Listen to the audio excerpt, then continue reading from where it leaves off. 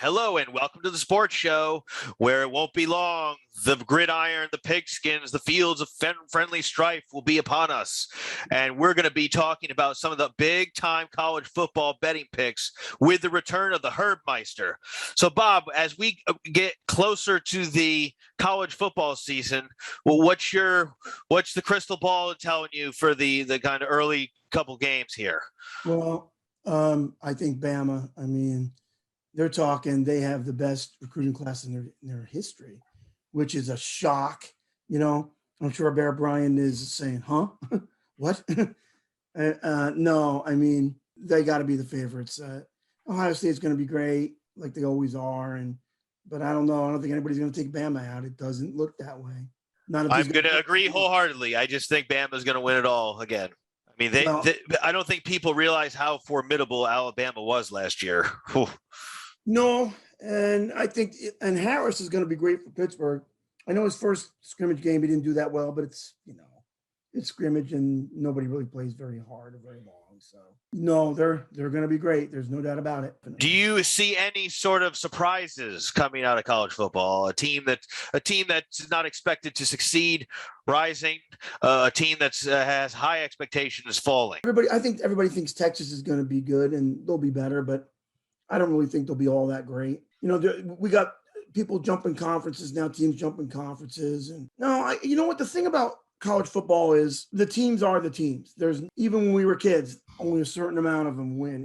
Even Doc said that, Doc Walker, and it's pretty much the same now. And I think it's even going to be more now that they're going to get paid. It's going to be more of the same because a lot of these kids aren't going to go to the little schools because they're not going to pay them that kind of money. So I think the rich are going to get richer here. So I don't see much of a change, really. I've noticed, and don't hold me to this number, but I think I saw where there is something around the 10,000 players in limbo within the transfer portal. And here we are, we kick off coming in 2.5, 3 weeks. Yeah. And there's thousands of these transfers just sitting there in limbo, not on a team and not getting a scholarship.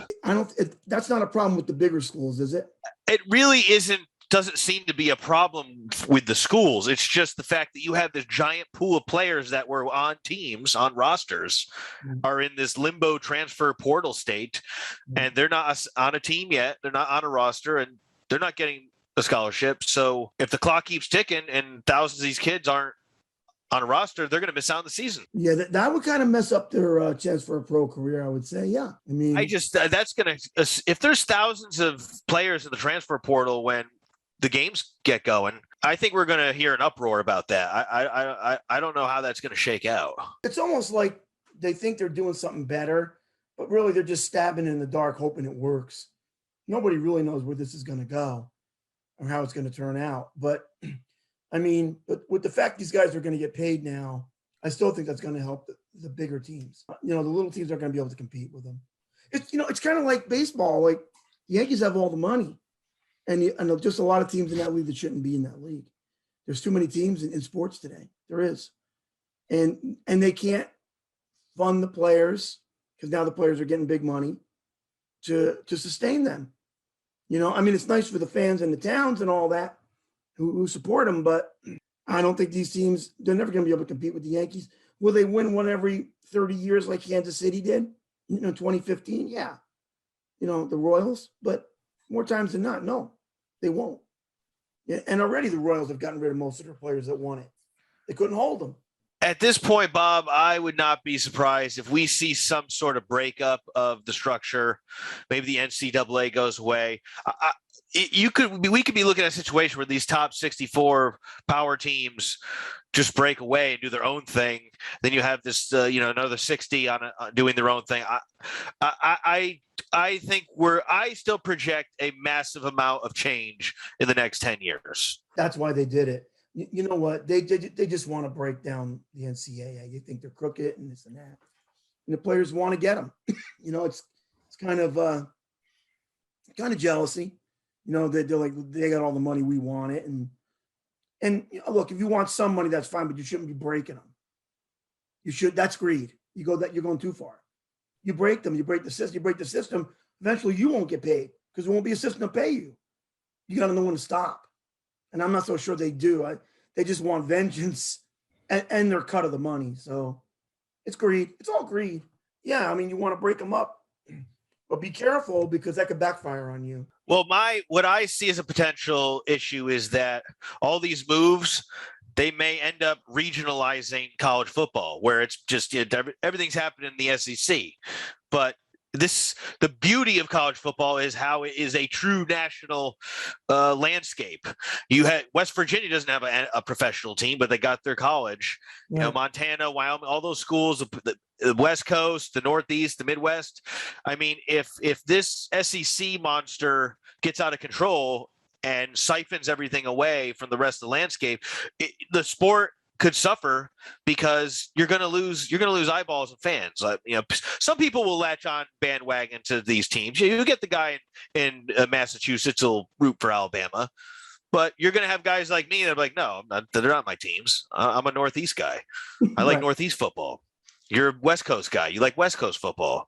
Right. If these moves happen, we could be looking at a fracture that, I don't know, it might really damage the sport. It's already damaged a lot. I mean, just teams jumping conferences has damaged things. It really is taking regions away. I mean, you hopped out of what the Big East, Syracuse did, and you guys have never been the same since, really. Well, we weren't exactly lighting it up in the dwindling moments of the Big East, Bob. We had to take that life preserver and get into a major conference. Yeah, but you know what? On the other hand, you're not getting to get the kids in basketball that North Carolina and Duke are getting. You're just not. Really? Even with the new change of guards? I don't know. I think Duke and Carolina's recruiting is going to take I think they're going to suffer. But when you first stopped in, no. When we were first in, we were the best team in the conference. We only suffered because of sanctions, Bob. We got punished. We got scholarships taken away and wins taken away. Yeah, but you got to think if you're a kid. We were kept out of the tournament. If you're a basketball player and Duke, North Carolina, Syracuse come at you, Syracuse is going to be third choice.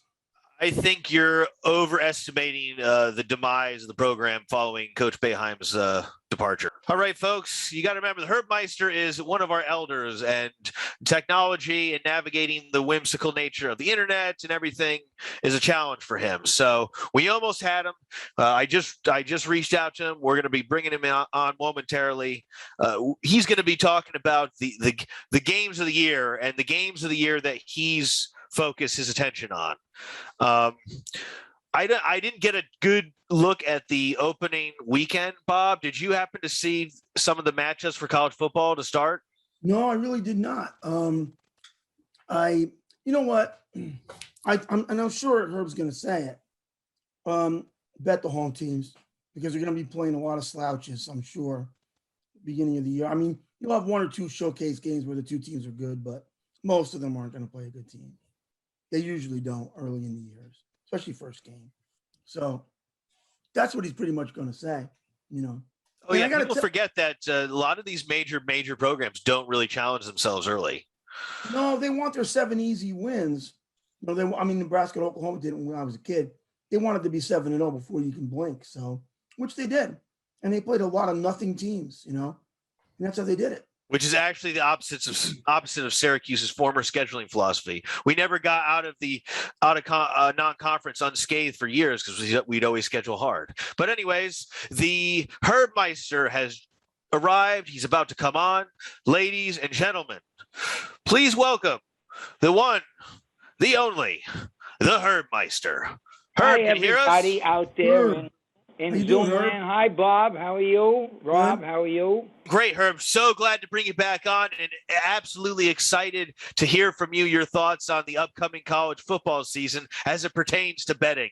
And by the way, folks, we do not advise or suggest anyone go gamble. We're just talking about it from an informational standpoint. Herb, what's going on in college football? Well, here's the story. The early line, for those who may not bet or wager, but just follow, odds are made for all sporting events. And for the early games that are coming up in August into September, perhaps into October, I have the dates, so I will mention it. The early odds on college started on July 4th. And the reason I know it is because I do wager. Well, actually, it's June 28th is when the odds came out.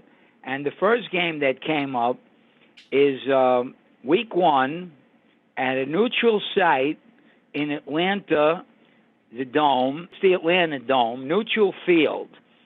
Alabama, I believe last season's, am I right, Rob? Bob, last season's champions? Yes. Correct, Herb. Alabama and Miami of Florida. Now, we know that Alabama is led by the famous coach, Nick Saban. Excuse me, not Nick Satan, the devil.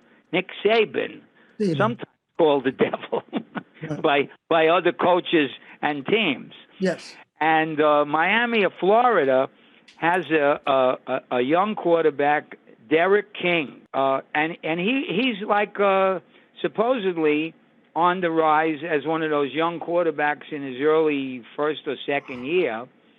And so Miami travels up the coast to Atlanta, Georgia, over the border, and Alabama comes over right there. The game opened up 18-point favorite for Alabama.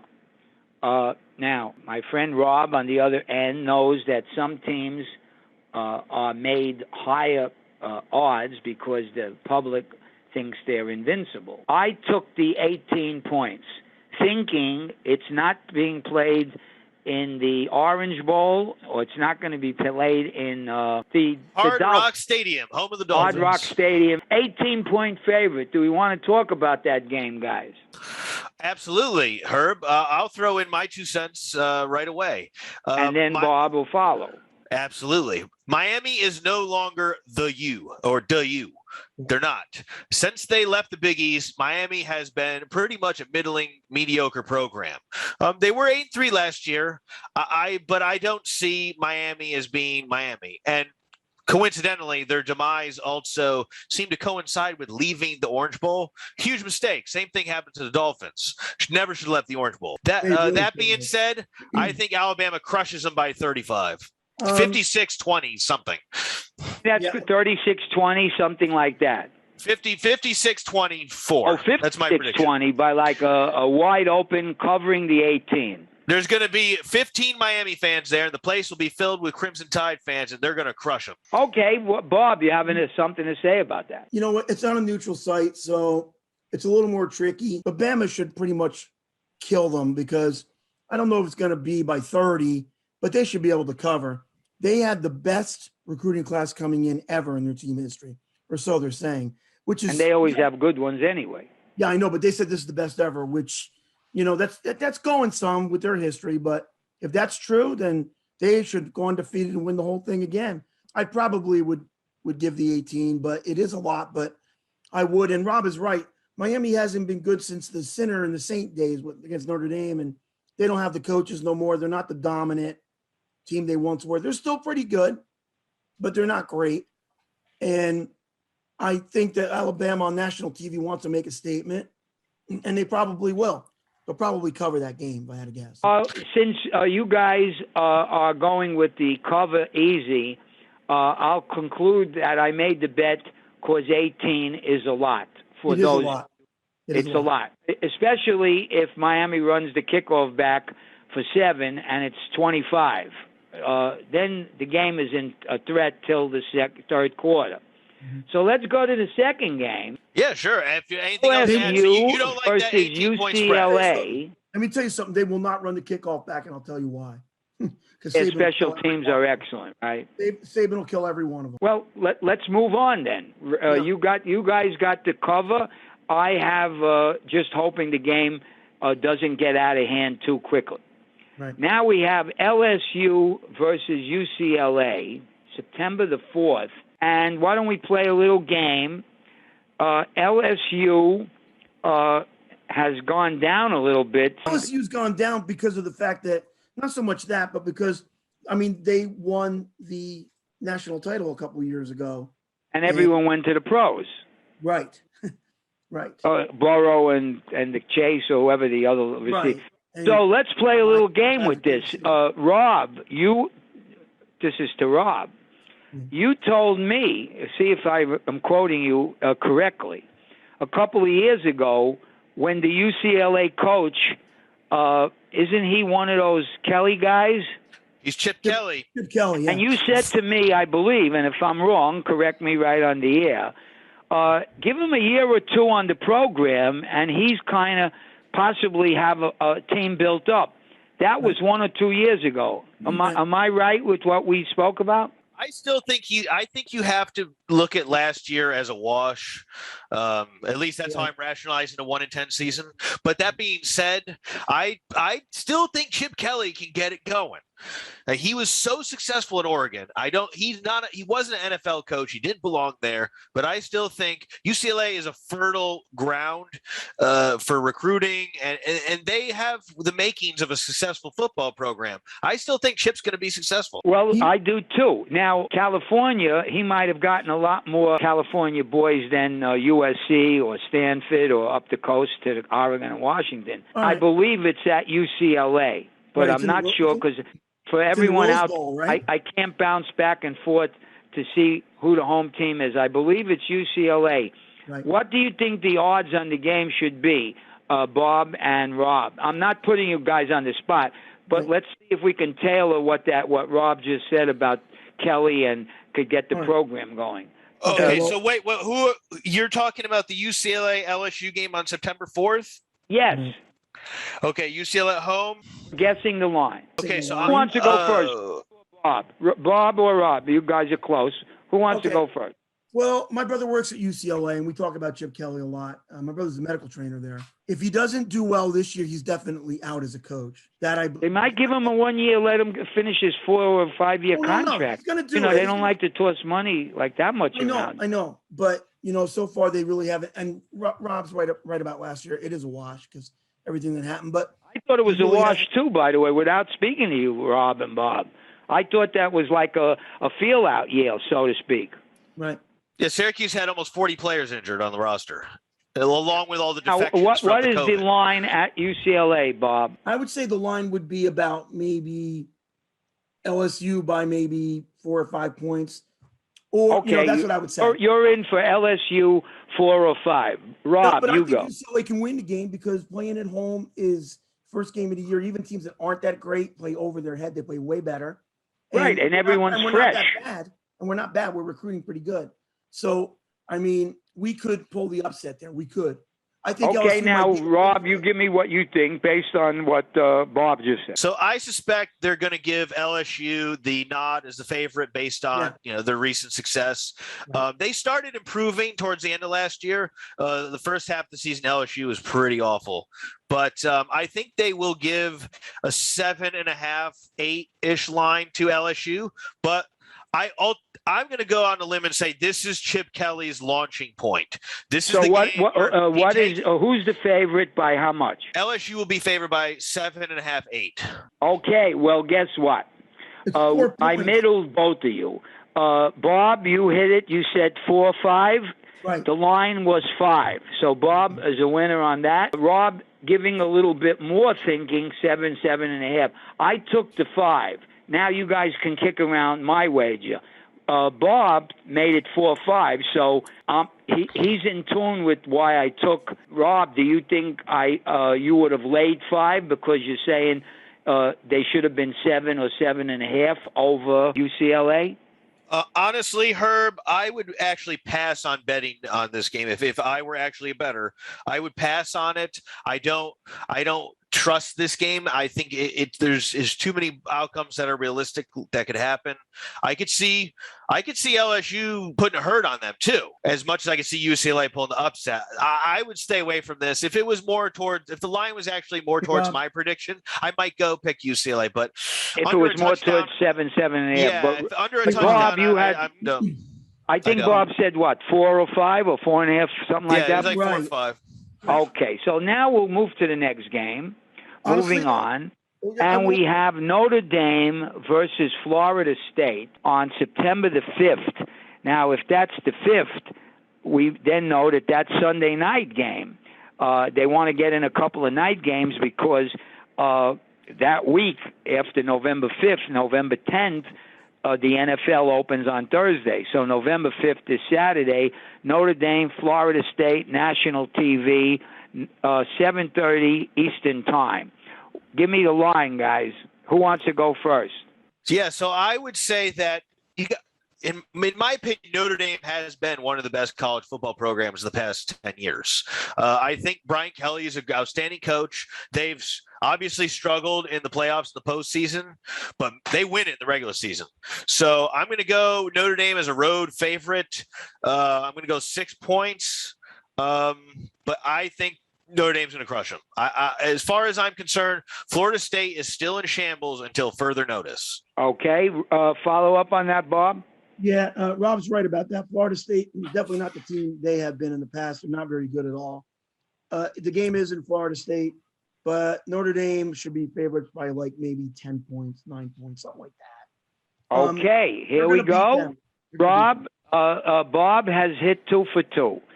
Notre Dame is 9.5. He said 9.5, 10. I believe you said, Bob, right? Right, I did. Yep, nailed it. 9.5. Rob, you thought it would be about 6, and you would have laid the 6 easily. Now that it's 9.5, of course, most fans out there who are listening, I prefer underdog. So almost all the time, I will be taking big numbers, but not all the time. Sometimes a small favorite, I'll go. But here it is. I took 9.5 with Florida State. It's up to you guys now to bounce it back. Bob could go first or second because he had the line, and Rob actually should go first because you said it would only be 6. Are they worth 9.5? Because certainly you would have laid 6. Well, I believe that Notre Dame's going to win without much pressure. That being said, I still don't touch this game.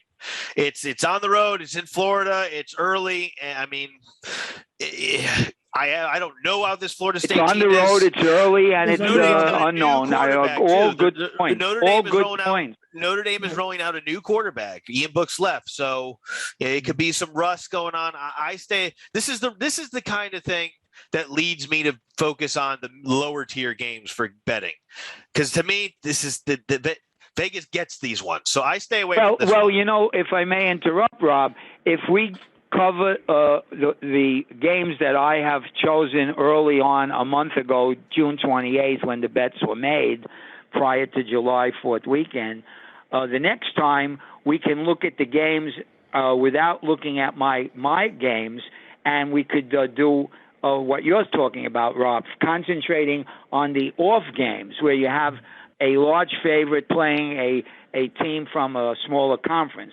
We could do that probably on the next call, if that's okay. We could, yeah, absolutely, Herb. Because we're in the middle of the ones that I already have mentioned, right? Oh, yes, and these are the games of the most notoriety. But that being okay, so said, you're going for the cover with the 9.5 as well? That being said, of the 3 matchups we discussed, the one I would play would be the Alabama one, the most. Okay. How about you, Bob? Well, because you had the 9, 9, 10, you said, and that's what it is. Right. Now that you got the line, who would you go with, the favorite or the underdog? Okay. Well, Notre Dame does have a new quarterback coming in. They did lose their monster linebacker, who was just amazing. I mean, that's all hit and miss. But honestly, Florida State's not very good. And you know what? Can Notre Dame win the game by 10? Yes, they can. So, I probably would go Notre Dame. Okay, you're both going the favorite, so that's no problem. Okay, we're going into the next game. Wait for 1 second. I would take them in the 4 points at home. I would, because LSU was only 5-5 last year. They weren't very good. They weren't. Well, this is the Notre Dame. No, I know. I just wanted to hop back for 1 second. Just want to add give me a little clarity on that. When you hop back, what did you on the first game? UCLA, because give me what you revised your thoughts on. I didn't revise them. I wanted to say it, but I didn't get a chance. I would have taken UCLA in the points because LSU's favorite. The five. They were only 5-5 last year. and the game's in the Rose Bowl, which UCLA Well, plays a lot better. I happen to be thinking that that's going to be a close game. For some reason, I think it's going to be. It has two named teams, right. Old-time great programs. Right. First game of the year. Everyone's fresh. They know they're on television. They got an exclusive audience like the pros. That being said, of the three matchups we discussed, the one I would play would be the Alabama one the most. Okay. How about you, Bob? Well, because you had the 9-9-10, you said, and that's what it is. Right. Now that you got the line, who would you go with, the favorite or the underdog? Okay. Well, Notre Dame does have a new quarterback coming in. They did lose their monster linebacker, who was just amazing. I mean, that's all hit and miss. But honestly, Florida State's not very good. And you know what? Can Notre Dame win the game by 10? Yes, they can.